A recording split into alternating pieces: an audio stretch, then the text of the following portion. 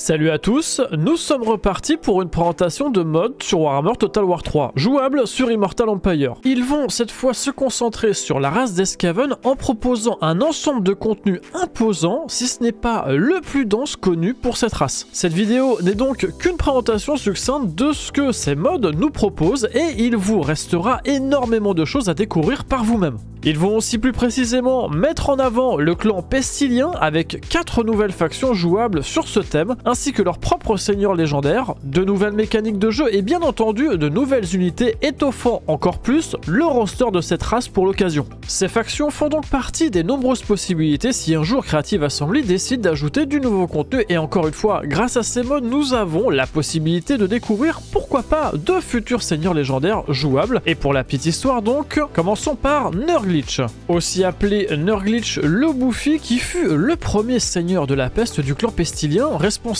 non seulement de l'avènement de celui-ci et de l'obtention d'un siège au Conseil des 13, mais aussi de la corruption qui affecta le corps et les âmes de ses fidèles. Nurglitch chevauche un immonde rat géant qu'il appelle simplement Variole ou Vérole. Pour ne pas répéter à chaque fois les mêmes choses, beaucoup d'effets de faction sont similaires pour ces 4 nouveaux seigneurs légendaires. Aussi, pour résumer simplement, ils ont en commun des chances de propagation d'une peste qui augmenteront de 100%, les relations diplomatiques entre eux seront globalement renforcées, avec des temps de repos du rituel dessin pestilentiel qui seront baissés de 15 tours, mais aussi le plus important, c'est que la peste donnera des bonus à la fois à nos armées, mais aussi à nos colonies, ce qui donnera lieu aussi à une mécanique de jeu que l'on verra par la suite. Tous les seigneurs de ce mode ont un arbre de compétences personnalisé et en ce qui concerne Nurglitch, il aura accès à des sorts à la fois du domaine de la ruine mais aussi du domaine de la peste Skaven, comme le sort La Peste qui inflige des dégâts ou encore le sort Naissance pestilentielle qui invoque des unités de moines de la peste. Nous débuterons cette campagne en Lustrie à l'hôtel du rat cornu, en conflit direct avec une faction mineure d'hommes lézards et très proche du clan pestilien de Skrolk avec qui nous aurons de très bonnes relations diplomatiques.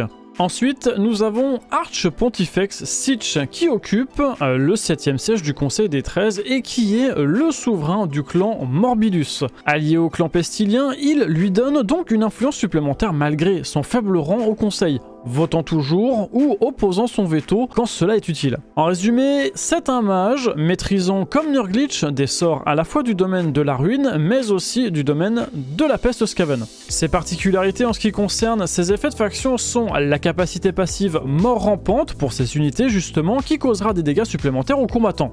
Puis il pourra recruter occasionnellement un prêtre de la peste à ses côtés, il pourra recruter aussi de nouveaux héros, les chanteurs suppurants, en plus grand nombre et plus expérimentés, tout comme les prêtres de la peste. Et nous aurons donc aussi le plaisir de débuter cette campagne au temple Avenue d'Or, dans la jungle des dieux en guerre avec une faction mineure homme lézard. Passons maintenant au 3e seigneur, Grick Rotei du clan sceptique. Il est le leader du clan sceptique allié au clan pestilien. Ils sont les croyants les plus fanatiques de la confrérie pestilienne, des fanatiques enragés dont la ferveur rivalise et peut-être même dépasse celle de leur maître du clan pestilien. Avec des yeux concentrés sur le nord, Grick cherche une base sécurisée à Nagaronde à partir de laquelle il pourra détruire les elfes noirs. Ses particularités en ce qui concerne ses effets de faction sont la capacité passive Vrai Croyant pour certaines des nouvelles unités du roster. Cette habilité est évolutive selon les points de vie des unités et va renforcer de plus en plus les dégâts qu'ils causeront au combat. Ajoutez à cela 3 autres habilités. Fanatique, augmentant la vitesse et la charge des unités de l'armée, puis Malédiction vermineuse sur les héros de l'armée qui va baisser le commandement des unités ennemies à proximité, et enfin Ferveur zélée qui augmentera le commandement des unités de l'armée quand elles seront engagées dans des combats de mêlée.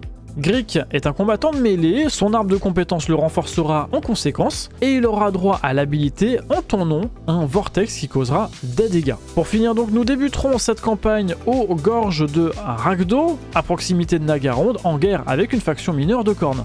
Passons maintenant au 4e seigneur disponible, il s'agit de Poxtos, ce qui se rapproche de Dantverol, ennemi du culte de Sotek et leader du clan Skrat. Niché dans les ruines infestées de la peste des sommets du crépuscule, il prépare son prochain assaut contre le culte de Sotek et des hommes lézards. Pour ces effets de faction, on retrouve beaucoup de capacités passives augmentant les dégâts, les vents de magie ou affaiblissant les ennemis au combat, avec des bonus pour chaque guerre active contre des hommes lézards ainsi que de gros bonus durant les 3 premiers tours qui succèdent à la déclaration d'une guerre contre cette race. Cette mécanique a par ailleurs déjà été utilisée dans le mode débloquant Ten Scratch du clan Verms, présenté aussi sur la chaîne dans une précédente vidéo. Son profil est celui d'un mage maîtrisant lui aussi comme Nurglitch des sorts à la fois du domaine de la ruine, mais aussi du domaine de la peste Skaven.